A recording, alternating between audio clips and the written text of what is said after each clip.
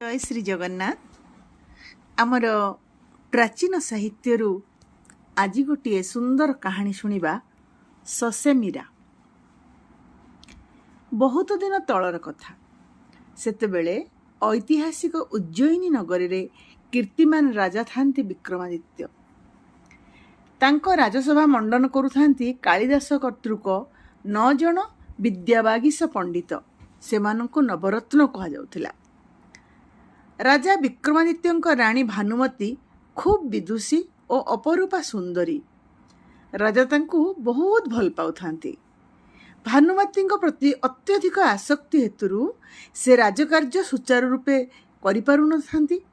एपरिकी राजसभा को जीवापाई मध्य कुंठाबोध करुथांती।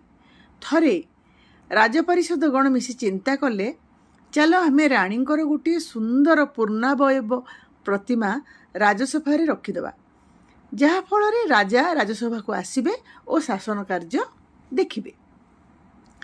एई प्रस्ताव राजा को दियाजिबारु से एथिरे सम्मति जणैले। जड़े कुशली शिल्पी आसी राणींकर गोटे सुंदर जीवंत प्रतिमाटी गढ़ीदेले। प्रतिमा केमिति होइछि बोली राजा जानिबाकु चाहिए। सबु पंडित माने शिल्पी भूयसी प्रशंसा करुथांती, किंतु सेठी कालिदास कहिले ना हेला नहीं। उपस्थित थिबा शिल्पी जनक रागी जाई हातरे धरिथिबा तोळीटी को खूब जोर फिंगिदेले। एहा परे कालिदास कहिले हाँ एथर ठीक हे गला। कालिदास कौन कहउचंती केही किछि बुझी पारु नथांती। कालिदास बुझेई देई कहिले, राणींकर जानुरे तिळ चिन्हटी अछि, सेईटा प्रतिमारे नथिला। शिल्पी तुली फिंगी देबारु रंग छिटारे ता अंकित होई चिन्हटी ठीक हो गला। मु एई कथा कहली। कालिदासंग पांडित्य रे मुग्ध थाई राणींकर तांको सहित सद्भाव थिला, किंतु राणींक जानुरे तिळ चिन्ह कथा सुनी राजांक संदेह हैला, बोध हुए दासेंक राणींक सह पाप प्रणय अछि। एणु राजा अतीव क्रोधित होई कालिदासंकु तांक राज्यरु विताड़ित कले। गुणमुग्ध मंत्री तांको विताड़ित हेबाकु न देई कौशल क्रमे निज गृहरे गुप्त भावरे आश्रय देले। एहा भितरे किछि दिन बीती जाइछि। एकदा राजांकर पुत्र सैन्य सामंत धरी पारिधिरे बणकु गले। सेदिन प्रबल जोरे झड़ वर्षा हेबारु राजपुत्र पथबणा होई तांको सैन्य सामंतक ठारु दूरेई जाई अभेट होई गले। क्रमे संध्या हेबारु राजपुत्र वन्यजंतुक भୟରେ गोटे वृक्ष उपरे आश्रय नेले। से वृक्ष उपरे पूर्व एक भालू आश्रय नहीं थाए। भालूटी को देखि भयभीत हेबारु भालू राजपुत्र को अभय दे कहिला, एबे आमे दुई जनकर समदशा, भयभीत हुओ नहीं। आम दुई जन मित्र हिसाब रे गछ उपरे बसी रातिटी कटई दबा। एमिति दुई जनक मध्य मित्रता होई कथा रहिला। राजपुत्र क्लांत, तेणु रात्रिर प्रथम प्रहर रे से शोइबे और भालू जगी बसिबो। द्वितीय प्रहर रे भालू शोइबो, राजपुत्र जगी बसिबे। योजना अनुଯାयी प्रथम प्रहर रे भालू गछ उपरे चेई करी बसी रहिला। राजपुत्र ता कोल रे मुंड रखी करी शोइला। रात्रि मध्यम प्रहर रे गोटे बाघ आसी गछ तळे पहुंची देखिला गछ उपरे भालू कोल रे मଣିଷଟିଏ शोइची। से मଣିଷ मांस खाइबार सुजोग आसी चिंता करी भालू को कहिला, तुमे जंगल मंत्री, मଣିଷटा को कोल धरी कहीं बसच, ताको पेली तल को खसई दियो, मु टिके नरमांस खाई तृप्त हेबी। तो भालू कहिला, ए राजपुत्र मोर मित्र, ताको तल को खसई देबी? ए मित्रद्रोह कार्य मु कदापि करि परिबि नाही। बाघ निराश सेठु चलीगला और जाऊ जाऊ भालू को कहीगला, अरे तू ए दुई गोड़िया मଣିଷटा को विश्वास करुचु, यार पराभव परे भोगिबु। रात्र शेष प्रहर रे बाघ पुणी आसी देखिला राजपुत्र कोଳରେ भालू शोइची। से राजपुत्र को कहिला, तू ए हिंस्र जंतुटा को काहे कोଳରେ धरिचु? राति पाहिले से तोते नखरे बिदारी तो रक्तपान करिवो, ताको तळको पेली दे, मु ताको खाइबी।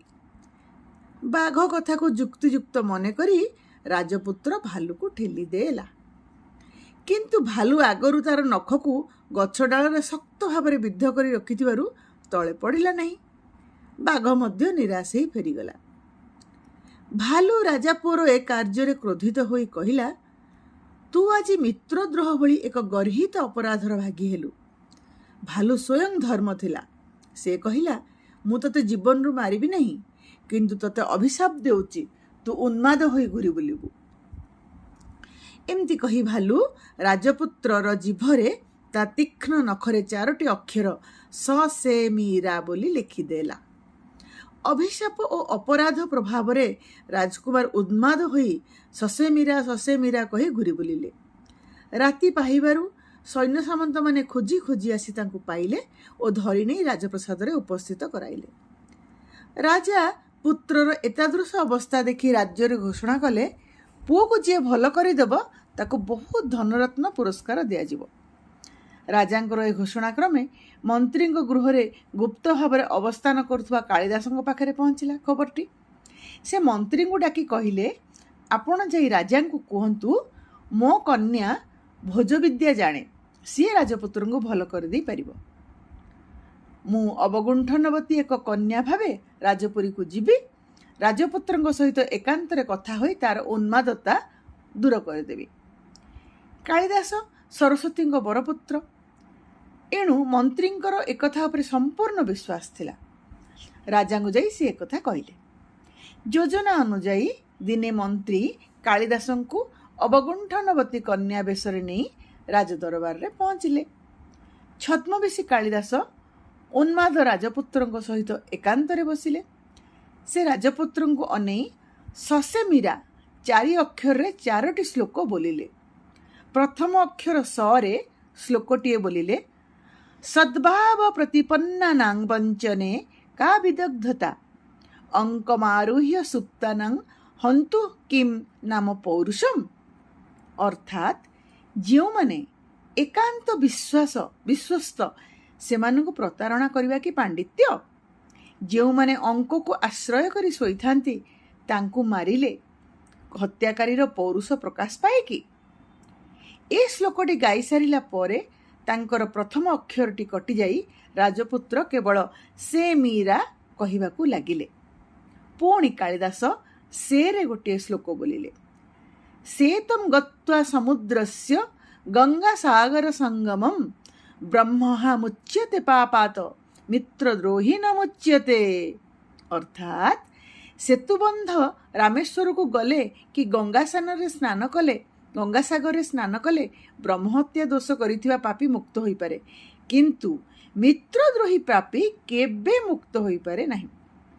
ଏ ଶ୍ଲୋକଟି ପରେ ସେ ଅକ୍ଷର କଟିଯାଇ ରାଜପୁତ୍ର କେବଳ ମୀରା ମୀରା କହିବାକୁ ଲାଗିଲେ।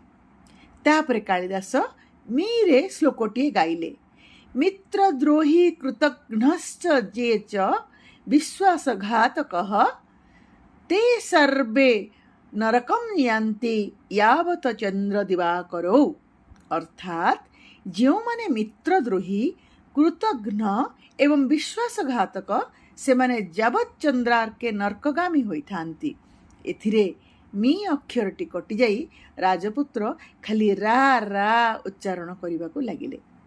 ସେଇଠୁ କାଳିଦାସ ରାରେ ଶ୍ଲୋକଟିଏ ବୋଲିଲେ, ରାଜନସ୍ତ୍ୱଂ ନିଜ ୟଦି କଲ୍ୟାଣମ୍ ଇଚ୍ଛସି ଦେହି ଦାନମ୍ ଦ୍ୱିଜାତିଭିୟୋ ଦେବତାନାରାଧନଂ କୁରୁ।